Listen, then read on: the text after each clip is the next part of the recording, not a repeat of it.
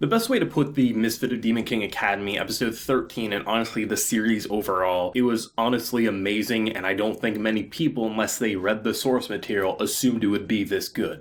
I mean, there's always those people who will look at a show at surface level and say that appeals to me, or that completely is something I will hate and despise. I looked at this as I thought it was going to be mediocre beyond repair, and it ended up being exceptional at what it was trying to be, and showed us what I assume most stories in a similar vein would show us in 4 seasons if it got lucky enough to get that many seasons in 13 episodes. And it's not because the pacing was bad, the pacing was perfect for the most part, minus maybe last week's episode with some of the cloning reveals and kind of settling that score. Otherwise, the pacing was spot on, and I think it definitely shows the reason why 13 episode anime seasons are a good thing rather than the traditional 12, because that one extra episode definitely lets things happen at a smoother pace, and hell, if this would have had 14 episodes, maybe even last week would have had smoother pacing as well.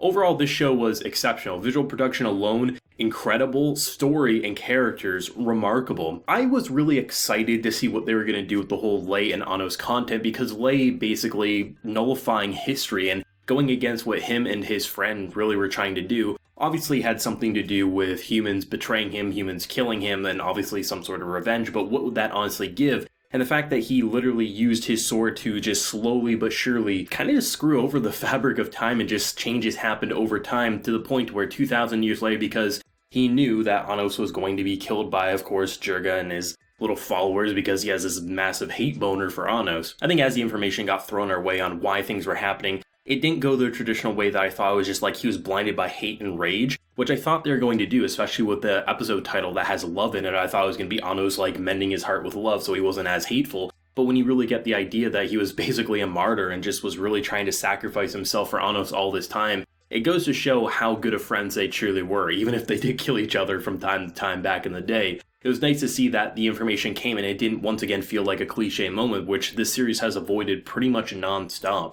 Rather than just going with the typical, when the typical is there, it's used as a building block to show us something exceptional, and the whole bromance between Anos and Lei is some of the more memorable ones of the past year, in my honest opinion. There was something about them fighting and just the build up to basically this like all-out fight, which up until this point, Lei couldn't really fight to his full potential without giving away who he was. He was the hero Conan, so it was nice to see him go all out, but then you just see Anos destroying source after source, and I was like, where are you going with this? Because you knew both of these characters were going to get out of this alive in one way or another, but it was a matter of how we were going to get to that point. So to see what happened with the human and what happened with Lei and just the false history of what happened here, to then see Anos build up to the point where I was like, okay, he's killing him and probably will revive him, maybe he has something up his sleeve, and then you see Anos do what I didn't expect, and I really commend this because I thought, because we're at episode 13, it would get very easy to predict. They didn't. They actually got me with him taking up the role of the false/real Demon King in the eyes of the public, by letting the hero Conan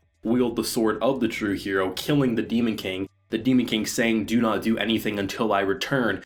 It's such a noble sacrifice, and I was actually kind of concerned about what was going to happen, because I was like, okay, he's probably not going to stay dead, even though they destroyed his source, and we know once the source is destroyed, there's no coming back. Most likely, Anos has a trick up his sleeve. But I thought they were going to go the direction that they were going to say, hey, okay, so he's going to come back. Now that everyone's seen the true hero kill the true Demon King, I thought Anos was going to come back as a student and they'd continue that plot line. But no, Anos came back and they recognized who the true Demon King is. And it's nice to see those still images towards the end during the credits, where you see our boy literally getting bowed down to by armies of demon warriors. And I love that, because now that you kind of established a very good narrative and stopping point for the show. Like, you could honestly stop it here and you'd be okay. But I want another season. I want another couple seasons at this point in time. Because you can really see now that we're no longer in this false Misfit of Demon King Academy where people are legitimately believing him in being the Demon King, because, I mean, look at what happened. No longer can you look at the kind of lies that have been told in history and say they're lies. No, they were definitely truth,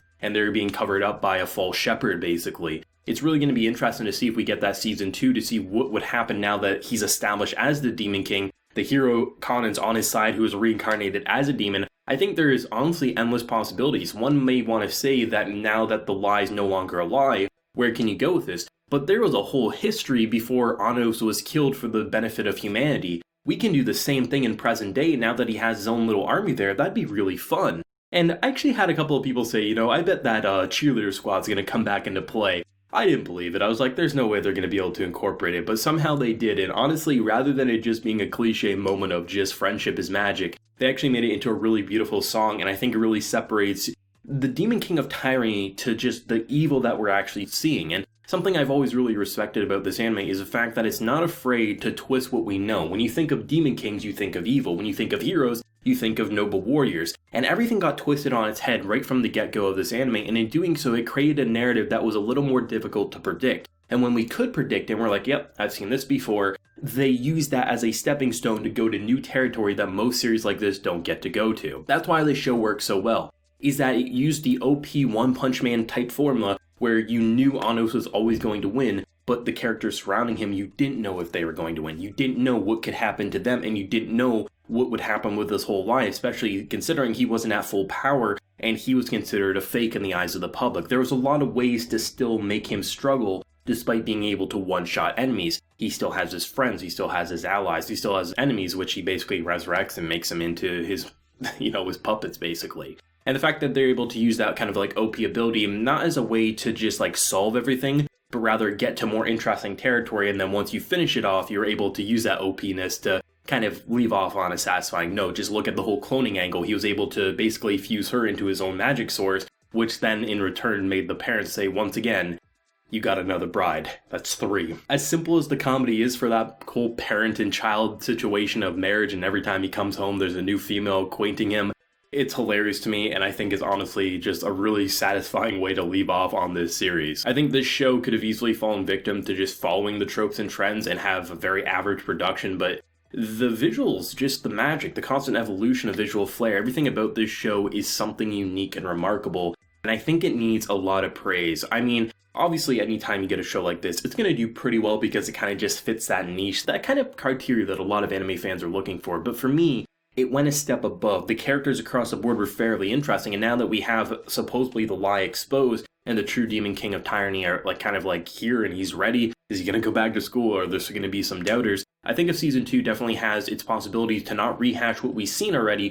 but do something completely different and really get the escalation going, because at the end of the day, you could probably consider this world and lore building at anything, and now that everything's kind of reached a really satisfying point, while you could leave it off here, there's so much new territory to go, and you don't see a show like this really ever that doesn't waste your time and just continues to do new things along the way. Is there room for improvement? Sure, sometimes you need to slow down that pacing a little bit, sometimes you want to focus on some of those other characters, but at the end of the day, this series did far more right than wrong, and I am excited for more. Overall, I really enjoyed my time with the Misfit of Demon King Academy. I could probably see myself watching at least 30 to 40 episodes of this show before even potentially saying, maybe it's time we wrap it up. I think this is the type of show that doesn't reuse its same ideas and continues to find new ways to push the story forward. And when you have a hero and a demon working side by side, I honestly think the possibilities are limitless, and there's always going to be new threats, always new dangers, always new people not trusting in the status quo, especially if they do go the route of the hero and the Demon King working together. I expect there is going to be some people who are not okay and try to rise a rebellion or something like that. I really enjoyed this. This was probably the biggest surprise for me of the season, and honestly, one of my favorites of the past year, if I'm being 100% honest. Let me know your thoughts and feelings down below. If you enjoyed the video, hit that like to share your support. Also, subscribe to the channel if you happen to be new around here. So until next time, everyone, please take care and have a good one.